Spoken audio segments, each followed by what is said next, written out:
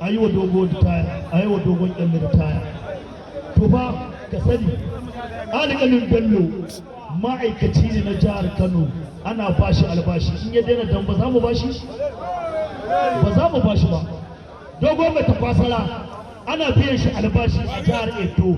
In ka ce ya daina dambe ba za a bashi albashi ba za a bashi ba. Sannan kuma bayan wannan a haka din zai buga ya samu. To in kana so ka ne ka ce dogo mai tafasara ya ban dambe da alƙalin Bello su ban dambe, to ka nemi wani ƙaton shago ka buɗe musu ka ce ku je na sallame ku. Yawa da haka ka bar mutum da sana'arsa, shi in ya gaba zai iya bashi da kansa zai janye, zai ce ya haƙura.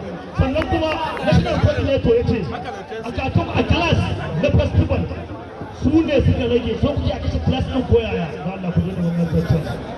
Daman kowa aka mai haihuwa za a mai mutuwa, mai tsoron ya faɗi ba shi gwaninta. Ba mu ce da wanne dogo mai tafasara dogon kinka da jirgin kayi ma yaro yawa daga hannun ka dogo.